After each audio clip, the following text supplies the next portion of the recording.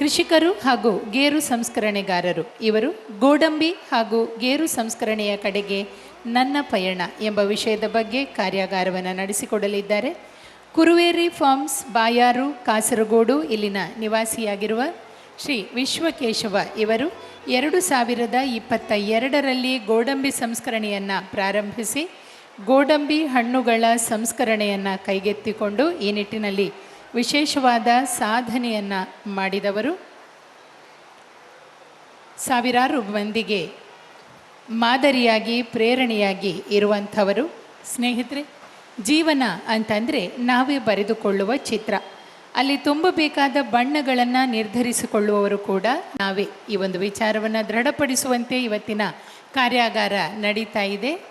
ಸಾಮಾನ್ಯವಾದ ಸಾಧಾರಣ ಎಂಬಂಥ ಬದುಕಿನ ಮಧ್ಯೆಯೇ ಭಿನ್ನವಾಗಿ ಆಲೋಚಿಸುವ, ಆದರ್ಶವಾಗಿ ಬದುಕುವ ಹಲವು ದಾರಿಗಳನ್ನು ಶೋಧಿಸಿರುವ ಕೃಷಿಕರು ಮತ್ತು ಕೃಷಿ ವಿಜ್ಞಾನಿಗಳಿಂದ ಇವತ್ತಿನ ಈ ಒಂದು ಕಾರ್ಯಾಗಾರ ಸಂಪನ್ನವಾಗುತ್ತಿದೆ. ಈ ಕೊನೆಯ ಕಾರ್ಯಾಗಾರದ ಕೊನೆಯ ಹಂತದಲ್ಲಿ ಮಾಹಿತಿಯನ್ನು ನೀಡಲಿರುವ ಶ್ರೀಯುತ ವಿಶ್ವಕೇಶವ ಇವರನ್ನು ನಿಮ್ಮೆಲ್ಲರ ವತಿಯಿಂದ ಗಟ್ಟಿಯಾದ ಚಪ್ಪಾಳೆಯೊಂದಿಗೆ ವೇದಿಕೆಗೆ ಬರಮಾಡಿಕೊಂಡು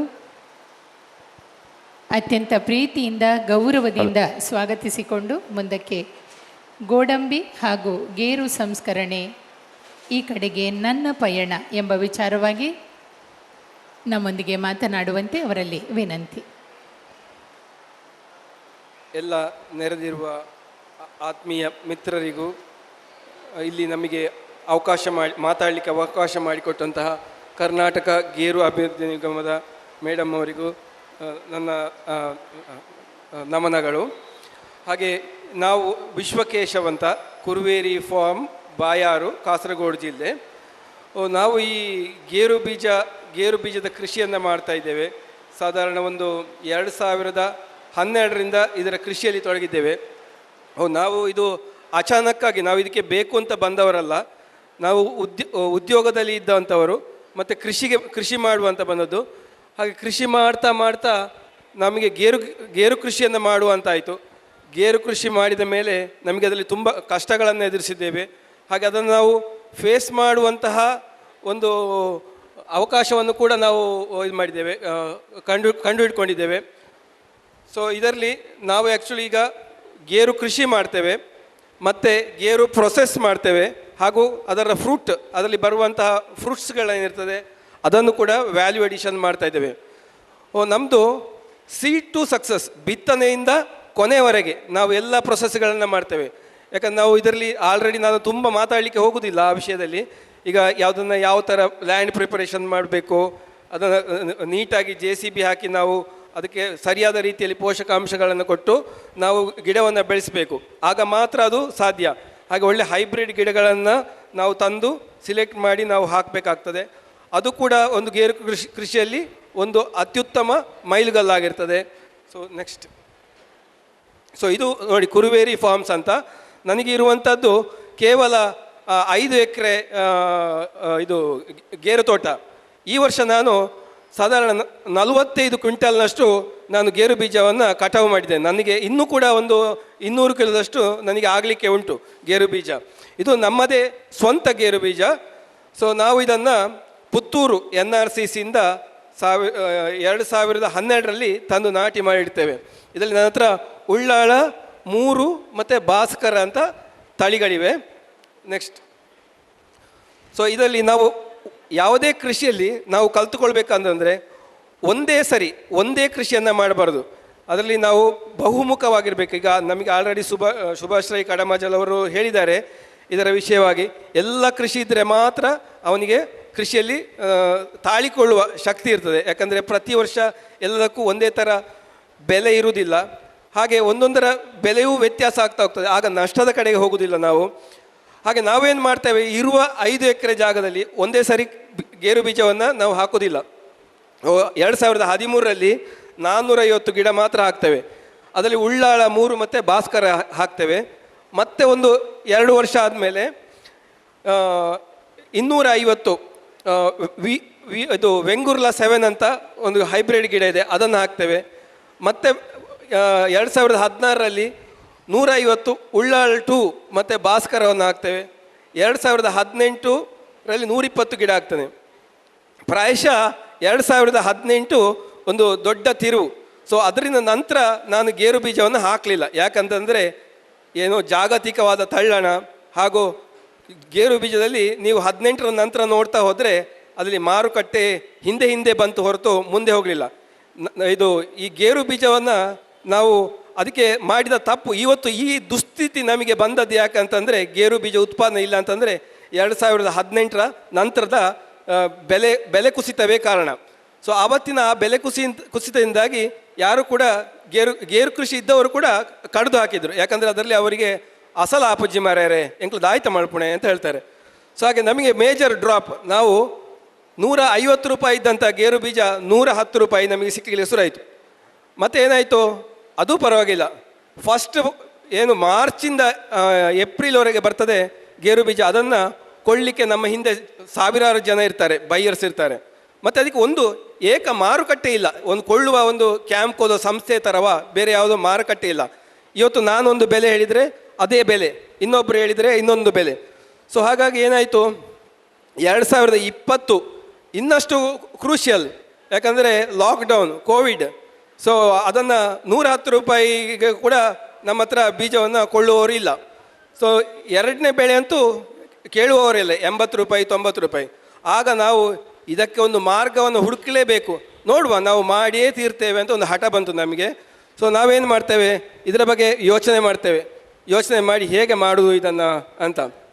ಸೊ ಇಷ್ಟೆಲ್ಲ ನಮಗೆ ಕೂಡ ಖರ್ಚು ಉಂಟು ಇದರಲ್ಲಿ ಹೈ ಲೇಬರ್ ಕಾಸ್ಟ್ ಇರ್ತದೆ, ಹೆಕ್ಕುವವರ ಮಜೂರಿ ಆಗ್ತದೆ, ಅದನ್ನು ಕ್ಲೀನ್ ಮಾಡುವಂಥ ಖರ್ಚು ಉಂಟು, ಅದರಲ್ಲಿ ಸಾಕಷ್ಟು ಕೆಲಸ ಉಂಟು. ಯಾಕಂದರೆ ಮತ್ತೆ ಒಂದಂದರೆ ವೆದರ್ ಬೇಸ್ಡ್ ಕ್ರಾಪ್ ಇದರಲ್ಲಿ ಒಂದೇ ಥರ ಕ್ರಾಪ್ ಎಲ್ಲ ವರ್ಷ ಒಂದೇ ಥರ ಬರೋದಿಲ್ಲ, ಅದನ್ನು ನೋಡ್ಕೊಳ್ಬೇಕು.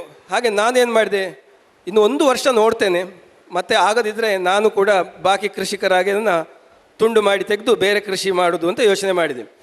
ಸೊ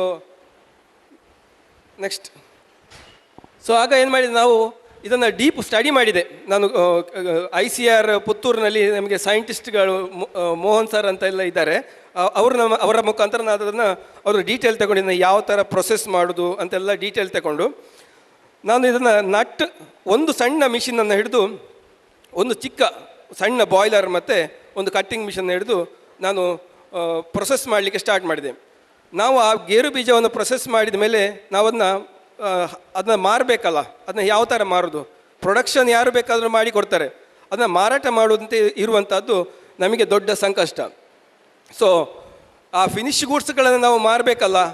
ಮತ್ತು ಇನ್ನೊಂದು ಏನಂತಂದರೆ, ಆಲ್ರೆಡಿ ಮಾರುಕಟ್ಟೆಯಲ್ಲಿ ಸಾಕಷ್ಟು ಗೇರು ಉದ್ಯಮಿಗಳಿದ್ದಾರೆ. ಅಲ್ಲಿ ಅವರು 800 ರೂಪಾಯಿಗೆ 900 ರೂಪಾಯಿಗೆಲ್ಲ ಗೇರು ಬೀಜವನ್ನು ಕೊಡ್ತಾರೆ. ಬಟ್ ನಾವು 1400ಕ್ಕೆ ಮಾರ್ತಾ ಇದ್ದೇವೆ ಇವತ್ತು ಗೇರು ಬೀಜವನ್ನು. ಆದರೂ ನಮ್ಮ ಗೇರು ಬೀಜಕ್ಕೆ 1 ವಾರ ಮೊದಲೇ ಬುಕ್ ಮಾಡಬೇಕಾಗ್ತದೆ. ಅದು ನಾವು ಸೇಲ್ ಮಾಡುವ ಗೇರು ಬೀಜಕ್ಕೆ ಇಮಿಡಿಯೇಟ್ ಸಿಗೋದಿಲ್ಲ, ಅಷ್ಟು ಡಿಮ್ಯಾಂಡ್ ಇದೆ. ಆ ಮಾರ್ಕೆಟ್ ಕ್ರಿಯೇಟ್ ಮಾಡಬೇಕು. ಅಂಥ ಚಾಲೆಂಜಸ್ಗಳೆಲ್ಲ ನಾವು ಫೇಸ್ ಮಾಡಿದ್ದೇವೆ. ನೆಕ್ಸ್ಟ್ ಏನು ಮಾಡಿದೆವು ನಾವು, ಎಲ್ಲೆಲ್ಲ ಸೋಷಲ್ ಗ್ಯಾದರಿಂಗ್ಸ್, ಎಲ್ಲೆಲ್ಲ ಸಮಾರಂಭಗಳಿದೆ ಅವ್ರ ಹತ್ರ ನಾವು ಕೇಳೋದು, ಸರ್ ನಾವು ನಿಮ್ಮ ಮನೆಯಲ್ಲಿ ನಿಮ್ಮ ಫಂಕ್ಷನಲ್ಲಿ ಒಂದು ಸ್ಟಾಲ್ ಇಡಲಿಕ್ಕೆ ಒಂದು ಅವಕಾಶವನ್ನು ಕೊಡಿ ಸರ್ ಅಂತ. ಇಮಿಡಿಯೇಟ್ ನಮಗೆ ಅವಕಾಶವನ್ನು ಮಾಡಿಕೊಟ್ಟಿದ್ದಾರೆ. ಇದು ಒಂದು ನಮ್ಮ ಹತ್ತಿರದ ನಮ್ಮ ಊರಿನಲ್ಲಿ ಒಂದು ಆದಂಥ ಫಂಕ್ಷನ್.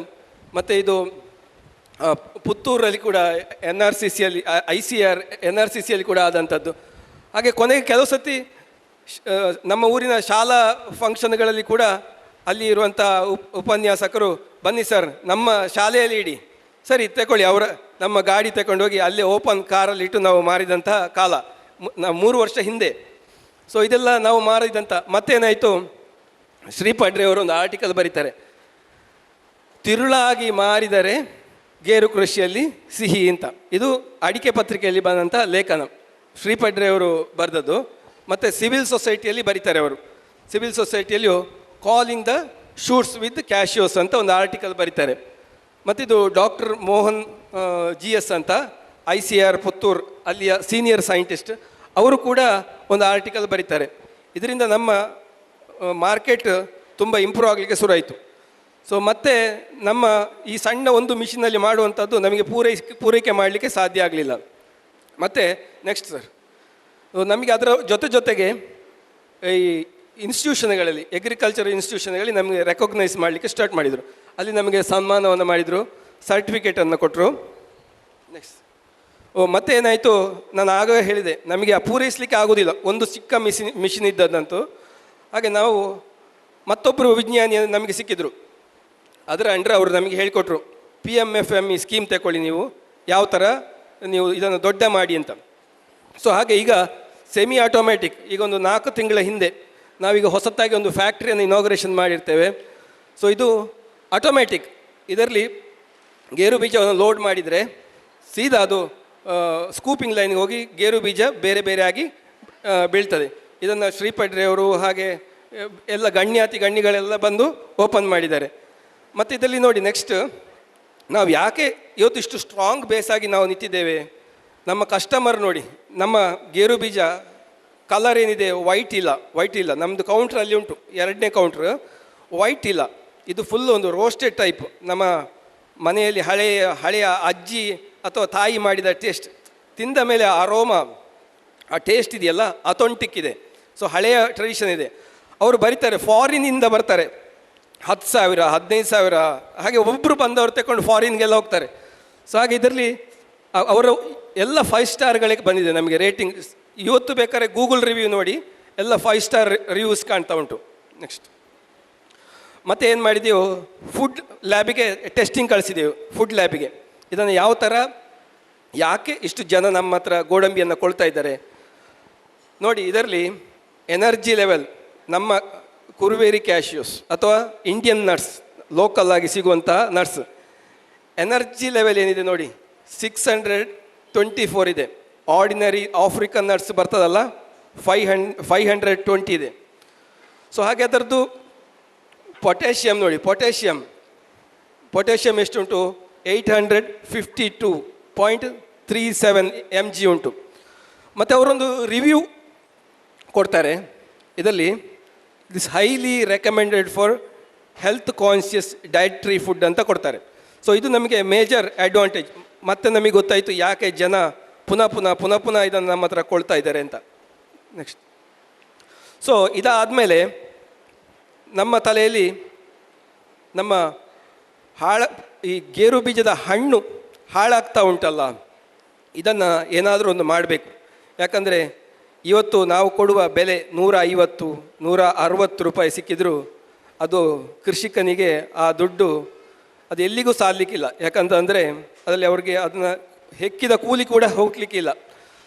ಸೊ ಆಗ ಇನ್ನೂ ಒಂದು ಸ್ಟೆಪ್ ನಾವು ಮುಂದೆ ಹೋಗ್ತೇವೆ. ನಮಗೆ ICAR ಪುತ್ತೂರು ಅಲ್ಲಿಂದ ಒಂದು ದಿವಸದ ಫ್ರೀ ಆಫ್ ಕಾಸ್ಟ್ ಟ್ರೈನಿಂಗ್ ಕೊಡ್ತಾರೆ. ಅದು ಕೊಟ್ಟದ್ದು ಜಸ್ಟ್ ಏಪ್ರಿಲ್ 17, ಈಗ 3 ವಾರ ಆಯ್ತಷ್ಟೇ. ಸೊ ಆ ಟ್ರೈನಿಂಗಲ್ಲಿ ನಮಗೆ ಜಸ್ಟ್ ಬೇಸಿಕ್ ಟ್ರೈನಿಂಗ್, ಕ್ಯಾಶೋಯಿನ ಟ್ಯಾನಿನ್ ಆಸ್ಟ್ರಿಂಜೆನ್ಸಿ ಹೇಗೆ ತೆಗೆಯೋದು ಅಂತ ಅಷ್ಟೇ ಟ್ರೈನಿಂಗ್ ಕೊಟ್ಟದ್ದು, ಬೇರೆ ಏನಿಲ್ಲ. ಸೊ ಅದರಲ್ಲಿ ಯಾವ ಥರ ಸ್ಟೋರ್ ಮಾಡೋದು, ಪಲ್ಪ್ ಮೇಕಿಂಗ್ ಯಾವ ಥರ ಮಾಡೋದು, ಸೊ ಅದನ್ನು ನಾವು ಇಮಿಡಿಯೇಟ್ ನಾವೇನು ಮಾಡ್ತೇವೆ, ಜಸ್ಟ್ ಟ್ರಯಲ್ ಪ್ರೊಡಕ್ಷನ್, ಪಲ್ಪ್ ಮಾಡಿ ಸ್ಟೋರ್ ಮಾಡ್ತೇವೆ. ಕ್ಯಾಶೋ ಆ್ಯಪಲ್ನ ಪಲ್ಪ್ ಮಾಡಿ ಸ್ಟೋರ್ ಮಾಡ್ತೇವೆ. ಸೊ ಅದನ್ನ ಪಲ್ಪ್ ಮಾಡುವ ಮೆಥಡ್, ಇದ್ರಲ್ಲಿ ನಾವು ಕಟ್ ಮಾಡಿ ಹಾಕುವಂಥದ್ದು, ಇದೆಲ್ಲ ನಾವು ಮನೆಯಲ್ಲಿ ಮಾಡ್ತಾ ಇರೋದು. ನೆಕ್ಸ್ಟ್, ಸೊ ಇದನ್ನು ಮಾಡಿ ನಾವು ಅಡ್ವರ್ಟೈಸ್ಮೆಂಟ್ ಮಾಡಲಿಕ್ಕೆ ಶುರು ಮಾಡ್ತೇವೆ, ಭಾರಿ ಚಿಕ್ಕದಾಗಿ, 3 ವಾರದಲ್ಲಿ. 3 ವಾರ ಅದರಲ್ಲಿ ನೋಡಿ, ಬ್ಯಾಕ್. ಸೊ ಇದರಲ್ಲಿ ನೋಡಿ ಟ್ಯಾನಿನ್ ಇರುವಂಥದ್ದು, ನಾವು ಸಾಗು ಪೇಸ್ಟ್ ಹಾಕಿ, ನಾವು 1 ಲೀಟ್ರಿಗೆ 5 ಗ್ರಾಮಿನಷ್ಟು ಸಾಗು ಪೇಸ್ಟ್ ಹಾಕಿ ನಾವು ಅದನ್ನ ಟ್ಯಾನಿನನ್ನು ತೆಗಿತೇವೆ. ನೀರಿನ ಬಣ್ಣ ಬರ್ತದೆ. ಇವತ್ತು ಆಲ್ರೆಡಿ 16 ಲೀಟ್ರ್ ಬೆಳಿಗ್ಗೆ ಇತ್ತು, 11 ಗಂಟೆಗೆ ಎಲ್ಲ ಖಾಲಿಯಾಗಿದೆ.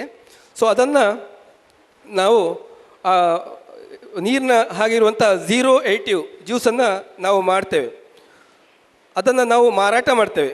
ನಾವು ಮಾರಾಟ ಮಾಡಿದಂದರೆ ನಮಗೆ ಆಲ್ರೆಡಿ ಮಾರ್ಕೆಟಿಂಗ್ ಸಪೋರ್ಟ್, ಬೇರೆ ಒಂದು ಮರಿಕೆ ಸ್ಟೋರ್ಸ್ ಅಂತ ಒಂದು ಕಂಪನಿ ಇದೆ, ಅವರ ಕಡೆಯಿಂದ ನಮಗೆ ಮಾರ್ಕೆಟಿಂಗ್ ಸಪೋರ್ಟ್ ಸಿಗ್ತಾ ಇರೋದು. ನಾವು ಅವರಿಗೆ ಮಾಡಿ ಕೊಡ್ತಾ ಇದ್ದೇವೆ. ಈಗ 3 ವಾರದಲ್ಲಿ ನಾವು 400 ಲೀಟ್ರ್ 0.80 ಜ್ಯೂಸಿಂದ ಮೇಲೆ ನಾವು ಮಾರಾಟ ಮಾಡಿದ್ದೇವೆ. ಸೊ ಇದೆಲ್ಲ ಅದರಲ್ಲಿ ನಿಮಗೆ ನಮ್ಮಿಂದ ಹೋಗುವಂತಹ ಬಾಟ್ಲ್ಗಳಲ್ಲಿ 0.80 ಜ್ಯೂಸ್ಗಳು ಹೋಗುವಂತಹ ಫೋಟೋಗಳನ್ನು ನೀವು ಕಾಣ್ಬೋದು. ನೆಕ್ಸ್ಟ್, ಸೊ ಮತ್ತು ಇನ್ನಷ್ಟು ಪ್ರಾಡಕ್ಟ್ಗಳನ್ನು ಡೆವಲಪ್ ಮಾಡಿದ್ದೇವೆ. ಮತ್ತು ಅದರಲ್ಲಿ ಏನಂದರೆ ಪ್ರಾಶ್, ಚಮನ್ ಪ್ರಾಶ್ ಅಂತ ಬರ್ತದಲ್ಲ, ಹಾಗೆ ಆ ಚಮನ್ ಪ್ರಾಶ್ ಟೈಪ್ ಆ ಪಲ್ಪ್, ವೇಸ್ಟ್ ಪಲ್ಪ್ ಏನಿದೆ ಅದರಲ್ಲಿ ತುಪ್ಪ ಮತ್ತು ಅದಕ್ಕೆ ಬೇಕಾದ ಮಸಾಲೆಗಳನ್ನೆಲ್ಲ ಹಾಕಿ ಹುರಿದ್ರೆ ಅದು ಚಮನ್ ಪ್ರಾಶ್. ನಾವು ಏನು ಡಾಬರ್ ಚಮನ್ ಪ್ರಾಶ್ ತಿಂತೇವೆ ಅದರಿಂದಲೂ ಒಂದು ಸ್ಟೆಪ್ ಮೇಲೆ ಉಂಟು. ಮತ್ತು ಹಾಗೆ ನಾವು ಇಲ್ಲಿ ಇನ್ನೊಂದು ದೃಶ್ಯವನ್ನು ಕಾಣ್ತಾ ಇದ್ದೇವೆ, ಎರಡನೇ ಫೋಟೋ. ಅದು ಸುಕಾಜು ಕ್ಯಾಶೋ ಆ್ಯಪಲ್ ಏನಿದೆ ಅದನ್ನು ಕಟ್ ಮಾಡಿ ನಾವು ಅದನ್ನ ಶುಗರ್ ಸಿರಪ್ಪಲ್ಲಿ ಹಾಕಿ ಡಿಪ್ ಮಾಡಿ ತೆಗೆದು ಅದರ ಆಸ್ಟ್ರಿಂಜೆನ್ಸಿಯನ್ನು ತೆಗೆದು ಸೋಲಾರ್ ಡ್ರೈಯರಲ್ಲಿ ಒಣಗಿಸ್ತಾ ಇದ್ದೇವೆ. ಸೊ ಅದು ಕೂಡ ನಾವು ಕಾಣ್ತಾ ಇದ್ದೇವೆ. ಇವತ್ತು ಆಲ್ರೆಡಿ ಸಾಧಾರಣ ಒಂದು 2,000 ರೂಪಾಯಿಯ ನಾವು ಕ್ಯಾಶೋ ವೇಸ್ಟ್, ಆ್ಯಕ್ಚುಲಿ ನಾವು ಅದನ್ನು ಉಪಯೋಗ ಮಾಡೋದಿಲ್ಲ, ತಿಂದು ಬಿಸಾಕುವ ಹಣ್ಣು, ಇವತ್ತು ಇದೇ ಕೌಂಟ್ರಲ್ಲಿ ಆಲ್ರೆಡಿ 3,000 ರೂಪಾಯಿಯಷ್ಟು ಮೌಲ್ಯದ ಗೇರು ಹಣ್ಣಿನ ಈ ಸುಕಾಜೋ ಮಾರಾಟ ಆಗಿದೆ ಅಂತ ಹೇಳಲಿಕ್ಕೆ ನನಗೆ ಹೆಮ್ಮೆ ಆಗ್ತದೆ. ಸೊ ಇದೊಂದು ನಾವು ವೇಸ್ಟ್ ಮಾಡುವಂಥದ್ದು. ಕೃಷಿಕರ ಆದಾಯ, ದುಡ್ಡು ನಮ್ಮಲ್ಲಿಯೇ ಉಂಟು, ಇದನ್ನು ನಾವು ಸದ್ಬಳಕೆ ಮಾಡಬೇಕು. ಮತ್ತು ಕ್ಯಾಶೋ ಆ್ಯಪಲ್ ಸೋಡಾ ಇದು ಕೂಡ ನಾವು ಮಾಡ್ತಾ ಇದ್ದೇವೆ. ಆ್ಯಪಲ್ನ ಏನು ಆಸ್ಟ್ರಿಂಜೆನ್ಸಿ ತೆಗೆದ ಜ್ಯೂಸನ್ನು ಸ್ಕ್ವ್ಯಾಶ್ ಮಾಡಿ ಶುಗರ್ ಸಿರಪ್ ಮಾಡಿ ಬಲ್ಕ್ ಆರ್ಡರ್ಸ್ 20 ಲೀಟ್ರ್ ಮೇಲೆ ಯಾರು ಆರ್ಡರ್ ಕೊಡ್ತಾರೆ ಅಂಥವರಿಗೆ ನಾವು ಸೋಡಾ ಮೇಕರ್ಸಿಗೆ ನಾವು ಕೊಡ್ತಾ ಇದ್ದೇವೆ. ಇದು ನಾವು ಈಗ ಸದ್ಯ ಫ್ರೂಟಿನಲ್ಲಿ ಮಾಡಿರುವಂತಹ value addition. So next, so ಇದು ನಾವು ಇದಾದ ಕೂಡಲೇ ನಮಗೆ ಇನ್ನೊಂದು ಚಾಲೆಂಜ್ ಬಂತು. ಏನಂತಂದರೆ ಈ ಹಣ್ಣುಗಳು ನಮ್ಮ ಫಾರ್ಮಿಂದ ಸಿಗುವಂಥದ್ದು ಸಾಕಾಗ್ತಾ ಇಲ್ಲ. ಇದು ನಮಗೊಂದು ದಾಖಲೆ. ಯಾಕಂತಂದರೆ ಒಂದು ಕೃಷಿಕನಾಗಿ ಒಂದು ಕ್ಯಾಶೋ ಪ್ರೊಸೆಸಿಂಗ್ ಯೂನಿಟ್ ಇಟ್ಟುಕೊಂಡು ಕ್ಯಾಶೋದ ಹಣ್ಣುಗಳನ್ನು ಪ್ರೊಸೆಸ್ ಮಾಡಿ ಕ್ಯಾಶೋ ಹಣ್ಣುಗಳನ್ನು ಇತರ ಹೊರಗಡೆಯ ಫಾರ್ಮಿಂದ, ಇದು ರೆಕಾರ್ಡ್, ಎಲ್ಲಿ ಯಾರು ಕೂಡ ಮಾಡ್ತಾ ಇಲ್ಲ, ಹೊರಗಡೆ ಫಾರ್ಮಿಂದ KGಗೆ 20 ರೂಪಾಯಿಯಷ್ಟು ನಾವು ಬೆಲೆ ಕೊಟ್ಟು ನಾವು ಖರೀದಿ ಮಾಡಿರುವಂಥ ದೃಶ್ಯ. ಸೊ ನೆಕ್ಸ್ಟ್, ಅವರು ಕೂಡ ತುಂಬ ಸಂತೋಷದಲ್ಲಿದ್ದಾರೆ. ನಮಗೆ 20 ರೂಪಾಯಿಯಷ್ಟು ಹೆಚ್ಚಿಗೆ ಇನ್ಕಮ್ ಸಿಕ್ಕಿತು, 160 ರೂಪಾಯಿ plus 20. So additional income. So ಇದು ಶ್ರೀಪಡ್ರೆ ಅವರು ಇದರ ರೂವಾರಿಯನ್ನು ಹಿಡಿದಿದ್ದಾರೆ, ಈ ಶರ್ಬತ್ತಿನ ಮಹಾದ್ವಾರ ಅಂತ. ಅವರು ನಮಗೆ ಈ ಆರ್ಟಿಕಲನ್ನು ಬರೆದಿದ್ದಾರೆ. ಇದರಲ್ಲಿ ನಮ್ಮ ಬಗ್ಗೆ ಅವರು ಪ್ರಸ್ತಾಪನೆ ಮಾಡಿದ್ದಾರೆ. ಕ್ಯಾಶೋ ಆ್ಯಪಲ್ ಪಲ್ಪ್ ಹೇಗೆ ಮಾಡುವಂಥದ್ದು, ಜ್ಯೂಸ್ ಹೇಗೆ ಮಾಡುವಂಥದ್ದು, ಇದು ಯಾವ ರೀತಿ ಫಾರ್ಮರ್ಸ್ ಇನ್ಕಮನ್ನು ಬೂಸ್ಟ್ ಮಾಡ್ತದೆ ಅಂತ. ಸೊ ನಾನು ಸಂಕ್ಷಿಪ್ತವಾಗಿ ಹೇಳ್ತೇನೆ. ಒಂದು 26 kg ಟೋಟಲ್ ನಟ್ ಮತ್ತು ಫ್ರೂಟ್ ಇದ್ದರೆ ಅದರಲ್ಲಿ ನಿಮಗೆ 10 kgಯಷ್ಟು ಒಳ್ಳೆ ಫ್ರೂಟ್ ಸಿಗ್ತದೆ. ಒಂದು 3 days ಡ್ಯೂರೇಷನಲ್ಲಿ, 3 ದಿವಸ ಡ್ಯೂರೇಷನಲ್ಲಿ ಹೋಗಿ ಆಯ್ದುಕೊಂಡು ಬಂದರೆ ಅಷ್ಟು ಸಿಗ್ತದೆ. ಮಿನಿಮಮ್ 30% ಆದರೂ ಸಿಗ್ತದೆ. 30%ನಲ್ಲಿ ನಿಮಗೆ ಸಾಧಾರಣ 10 kg ಆಯಿತು. 10 kgಯಲ್ಲಿ ನಿಮಗೆ 7 ರಿಂದ 8 ಲೀಟರ್ ಕ್ಯಾಶೋ ಆ್ಯಪಲ್ ಜ್ಯೂಸ್ ಬಂದೇ ಬರ್ತದೆ. ಸೊ 7 ಲೀಟ್ರ್ ಬಂದರೆ ನಾವು ಹೋಲ್ಸೇಲ್ ಆಗಿ ಕೊಡುವಾಗ ನಾವು 100 ರೂಪಾಯಿಗೆ ನಾನು ಮಾರಾಟ ಮಾಡ್ತಾ ಇದ್ದೇನೆ ಈಗ. ಸೊ ಅದು ಅವರು ಬಲ್ಕಲ್ಲಿ ಮಾರುವಾಗ 150-45ಕ್ಕೆ ಮಾರ್ತಾರೆ. That is secondary, that is their profit. So ನನಗೆ ಏನಾಯಿತು, ಕೃಷಿಕನಾಗಿ ನನಗೆ 700 ರೂಪಾಯಿ ಎಕ್ಸ್ಟ್ರಾ, 700 ರೂಪೀಸ್ ಎಕ್ಸ್ಟ್ರಾ ಪ್ಲಸ್ ನಟ್ಟಿದು 3 kg ನಟ್ಟು ಬರ್ತದೆ. 26 kgಗೆ ಅಷ್ಟೇ ಬರುವಂಥದ್ದು, 3 kg ಬರೋದು. ಸೊ ಅದು ಕೂಡ ಎಕ್ಸ್ಟ್ರಾ ಸಾಧಾರಣ 450 ರೂಪಾಯಿ ಪ್ಲಸ್ 700, ಸಾಧಾರಣ 1,200 ರೂಪಾಯಿ ಹತ್ರ ಆಯಿತು. ಈ ಇನ್ಕಮ್ ಯಾವುದರಲ್ಲಿದೆ ಸರ್ ಈಗ ಸದ್ಯ? ಅಡಿಕೆಗೆ ಉಂಟಾ, ಪೆಪ್ಪರಿಗೆ ಉಂಟಾ? ಯಾವುದಲ್ಲಿಲ್ಲ, ವೇಸ್ಟ್ ಆಗೋ ಫ್ರೂಟ್ ಅಲ್ಲ. ಸೊ ಇದನ್ನು ಕೃಷಿಕರು ಸದ್ಬಳಕೆ ಮಾಡಬೇಕು. ಈ ಅಪರ್ಚುನಿಟಿ ಇದೊಂದು ದೊಡ್ಡ ಅಪರ್ಚುನಿಟಿ.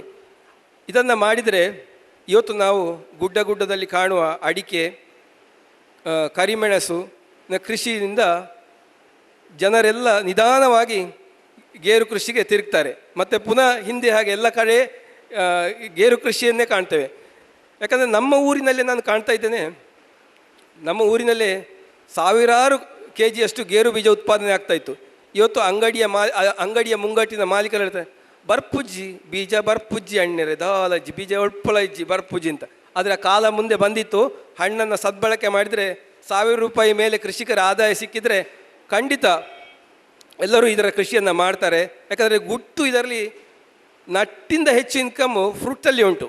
ಸೊ ಹಾಗಾಗಿ ಈ ಫ್ರೂಟನ್ನು ನಾವು ಸದ್ಬಳಕೆ ಮಾಡಬೇಕು ಅಂತ ಎಲ್ಲರ ಹತ್ರ ನಾನು ಕೇಳಿಕೊಳ್ತಾ ಇದ್ದೇನೆ. ನೋಡಿ, ಇದು ನಾವು ಕ್ಯಾಶ್ಯೂ ಆ್ಯಪಲ್ ಜ್ಯೂಸ್ ಇದನ್ನು ನಾವು ಯಾವ ಥರ ಮಾರ್ಕೆಟಿಂಗ್ ಮಾಡಿದ್ದೇವೆ. ನಮ್ಮ ಮನೆಗೆ ಬರ್ತಾರೆ ಗೆಸ್ಟ್ಗಳೆಲ್ಲ, ಅವರಿಗೆಲ್ಲ ನಾವು 080 ಆ್ಯಪಲ್ ಜ್ಯೂಸನ್ನು ಕೊಡ್ತಾ ಇದ್ದೇವೆ. ಮತ್ತು ಇದು ಸೀನಿಯರ್ ಸ್ಟಾಫ್ ICR ಪುತ್ತೂರಿನ senior staff scientist Yadukumar sir ಅವರ ಒಂದು ಮನೆಯ ಫಂಕ್ಷನಲ್ಲಿ ನಾವು ಈ ಗೇರು ಬೀಜದ ಜ್ಯೂಸನ್ನು ನಾವು ಸರ್ವ್ ಮಾಡಿದ್ದೇವೆ. ಗೇರು ಬೀಜದ ಜ್ಯೂಸನ್ನು ನಾವು ಸರ್ವ್ ಮಾಡಿದ್ದೇವೆ. ಸೊ ಹಾಗೆ ಈ future of cashew apple value addition ಇದನ್ನು ಹಳ್ಳಿಗಳಲ್ಲಿ ಗ್ರಾಮಗಳಲ್ಲಿ ಇದರ ಪೈಲಟ್ ಪ್ರಾಜೆಕ್ಟನ್ನು ಸ್ಯಾಂಕ್ಷನ್ ಮಾಡಬೇಕು ಸರ್. ಯಾಕಂತಂದರೆ ಈ ಕ್ಯಾಶ್ಯೂ ಆ್ಯಪಲ್ ನಿಮಗೆ ಅದು ವ್ಯಾಲ್ಯೂ ಅಡಿಷನ್ ಆದ ಕೂಡಲೇ ಆಟೋಮೆಟಿಕಲಿ ಕ್ಯಾಶ್ಯೂ ನಟ್ಸ್ ಬರ್ತದೆ, ಮನೆಯಲ್ಲಿ ಗೇರು ಬೀಜ ಬೆಳೀತದೆ, ಮನೆಯಲ್ಲಿ ಗೇರು ಬೀಜ ಆದರೆ ಗ್ರಾಮದಲ್ಲಿ ಗೇರು ಬೀಜ ತುಂಬುತ್ತದೆ. ಸೊ ಹಾಗೆ ಇಲ್ಲಿಯ ಭಾರತದ ಆರ್ಥಿಕತೆಯೂ ಇಂಪ್ರೂವ್ ಆಗ್ತದೆ, ಹಾಗೆ ಕೃಷಿಕರ ಇನ್ಕಮ್ ಕೂಡ ಹೆಚ್ಚಾಗ್ತದೆ. ಇದಕ್ಕೆ ನಾವು ಬೇಕಾದ ಪೈಲಟ್ ಪ್ರಾಜೆಕ್ಟ್, ಅವರಿಗೆ ಕೃಷಿಕರಿಗೆ ಬೇಕಾದಂತಹ ಸೌಲಭ್ಯಗಳು, ಫ್ರೂಟ್ ವ್ಯಾಲ್ಯೂ ಅಡಿಷನ್ ಮಾಡುವಂಥ ಸೌಲಭ್ಯಗಳನ್ನು ಕೊಡಬೇಕು ಅಂತ ಈ ಎರಡು ಮಾತುಗಳನ್ನು ಆಡಲಿಕ್ಕೆ ಅವಕಾಶ ಕೊಟ್ಟ ಕರ್ನಾಟಕ ಗೇರು ನಿಗಮ ಮಂಡಳಿಗೆ ನನ್ನ ಆರ್ಥಿಕ ಅಭಿನಂದನೆಗಳನ್ನು ಹೇಳ್ತಾ ಈ ಎರಡು ಮಾತನ್ನು ಮುಗಿಸ್ತಾ ಇದ್ದೇನೆ.